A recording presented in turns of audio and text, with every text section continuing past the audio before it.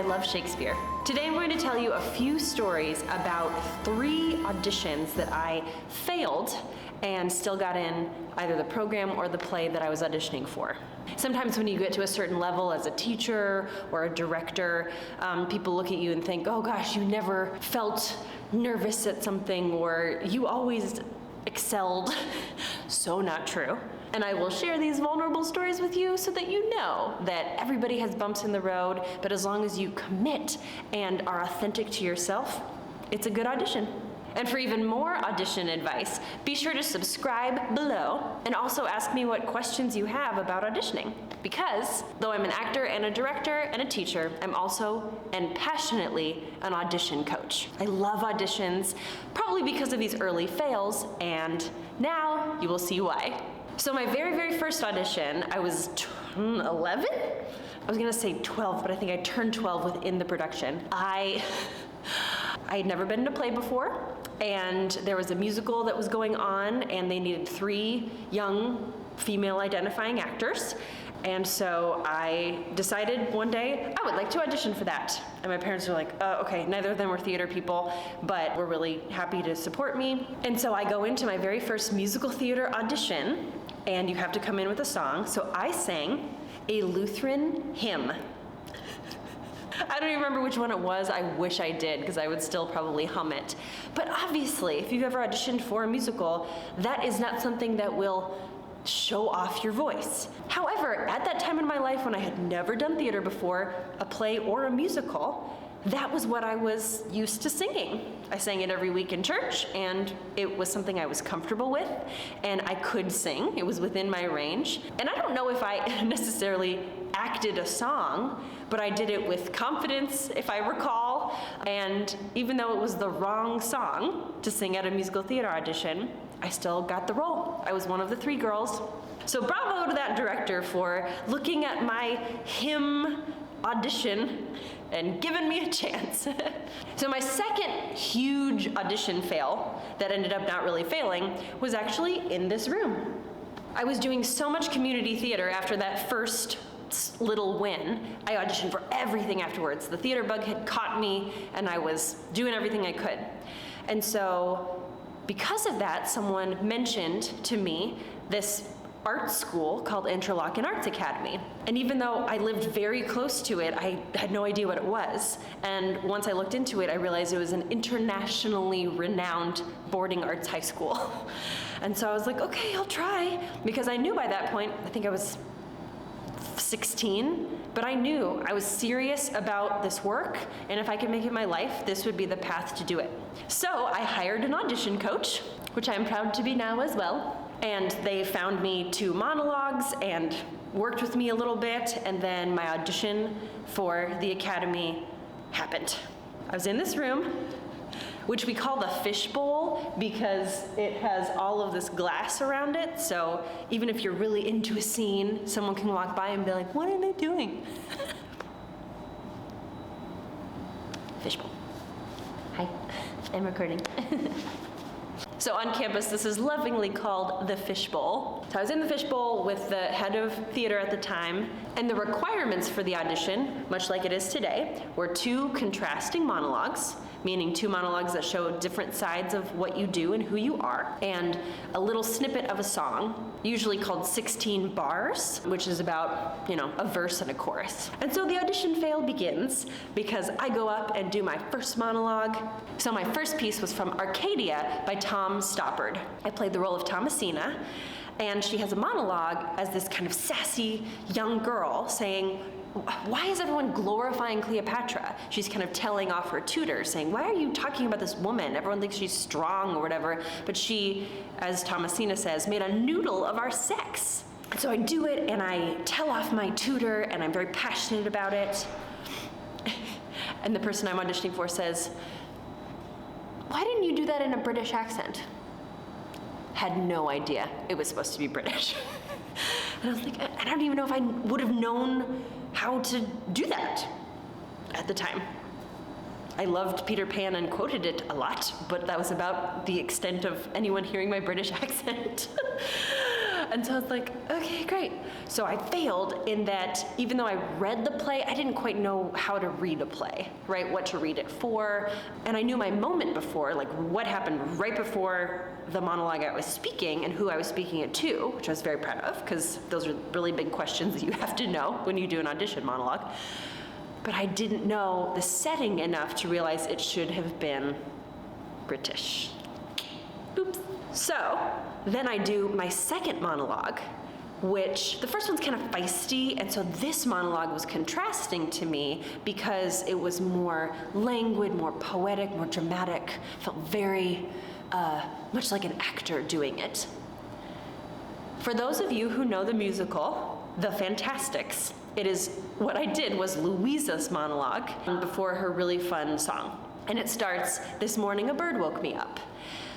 Now I know that it was supposed to be like, oh, the world is amazing. It's this, that a bird woke me up. It was a lark or a peacock or something like that, some strange sort of bird that I never heard. And it launches her into this gorgeous, rangy soprano song. I listened to the musical. I again read the play, didn't know how to do that. And so I go up at my Academy audition and do Louisa's monologue like a dramatic reading. And it looked like this. "This morning a bird woke me up. It was a lark, a peacock, or something like that, some strange sort of bird that I never heard." So completely wrong for the tone of the play, for the given circumstances, absolutely wrong. And again, the person auditioning me was like, okay. And then my song was 16 going on 17 from Sound of Music, which I was about that age, so that made sense and it was within my range.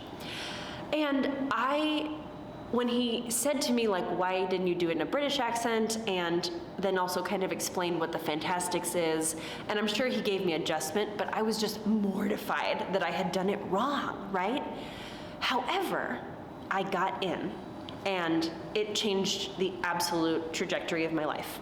I'm still in the fishbowl because once I got in, I went to the academy here for 3 years. As a sophomore in high school is when I got in after doing this horrible audition. And since then, I'm now a part of their Shakespeare festival. I guest teach, guest artist. I've been in residency here, and just now I finished associate directing The Tempest with the high school repertory production at camp. Literally an hour ago. And when our Prospera did the epilogue, I cried. It was a beautiful show, and I'm so grateful to still be involved in this establishment. All of that happened and continues to happen in my life, even though I had a horrible audition. Who knew? And then my last horrible audition story was at the academy my first year. I didn't know anything about anything, but I had heard that the show to get into was David's Shakespeare play. So the head of theater at the time directed a Shakespeare play every year, and it was just, I had seen one before I auditioned. I had seen the Scottish play. Not allowed to say it, but that's what it is. And it was unreal. I had never seen a Shakespeare play before. I certainly didn't understand everything that was going on, but I did understand that I was viscerally, deeply moved. Now I know that I'm a Shakespeare devotee and obsessee. Obsessee? I am obsessed. One that is obsessed? Whatever that word is. So I think I was piqued at that point by seeing that production. And I'm also quite competitive, so when someone says that's the one to get into and it's really hard, I was like, I'm gonna go for that one. So, those auditions come up. I believe it was second semester.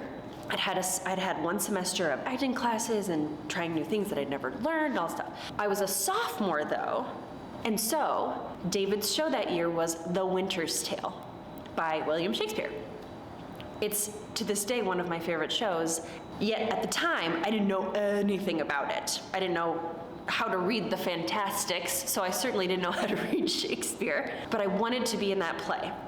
I also have a very practical mind, and so when I was seeing that all of these upperclassmen were preparing, they were obviously preparing for the lead roles, and I was like, I'm a sophomore, I am not gonna get the lead role. but ooh, there's this one part that has only one monologue, and it comes in kind of at the middle of the show. And I was like, I bet I could do that. That's a small part. So I went for the small part, but I went for it hard. I really wanted it. And I also, didn't know if anyone else was really gonna specifically go for that. So this character that I went for is called Time.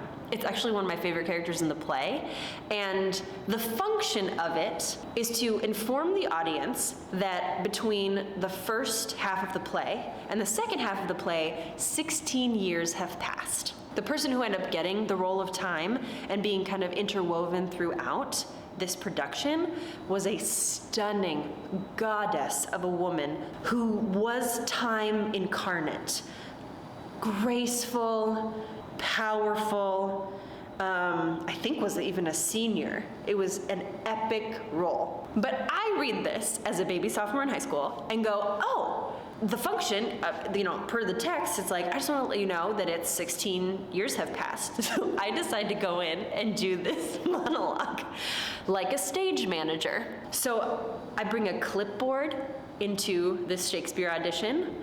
I have it fully memorized. I was very prepared and I was committed to my choice. And so I have a clipboard. I cross from one side of the room to the other and then kind of stop myself and go, oh, and then I begin the monologue saying in very beautiful Old English, I'm Time, and just wanted to let everybody know that, I have the power to do this, and FYI, 16 years have passed. And so you're gonna see what was this little baby is now a grown-up girl, and blah, blah, blah.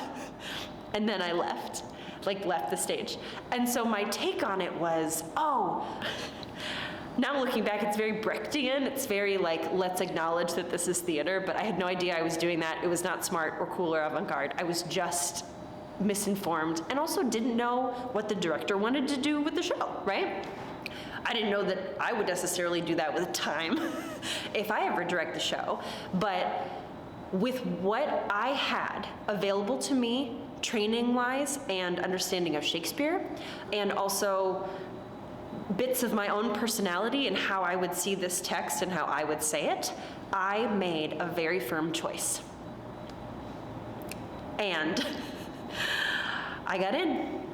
I was one of only 2 sophomores in that show. And I had 2 lines. I was First Lady, which is basically one of the babysitters of the little son of the king and queen. But even with those 2 lines, I will talk about it so much on this channel, being able to be in rehearsal every day and watch the director / their teacher as well, let alone the head of the program, work with these incredible upperclassmen on this extremely complex show. It's done very rarely because it is so complex language-wise, but to this day, it's still, because I got to see it so many times, I understood it and I was spellbound by it every single time. I got to watch it in rehearsal and then also in Tech Week before we showed it to audiences, where then I'd have to be backstage. So, huge audition fails of mine have included singing a Lutheran hymn for a musical theater audition, doing a dialect monologue without a dialect, doing a comedic monologue as a dramatic reading, and doing a monologue and a character for an audition that was completely different of a direction than the director was thinking about. And yet, all of those times, I got in. Why is that? Because I made a big, bold choice each time, and I was prepared. So I did all of the work that I knew how to do up to that point. I came in with as much confidence as I could. I'm sure there were nerves still as well, but because I was prepared, meaning memorized and had read the play and understood as much as I could, that was what was successful about those auditions. And ultimately, they got me in. So as you're ever preparing material for auditions, just know that you might not know everything, but especially for an educational audition, they don't need you nor expect you to know everything.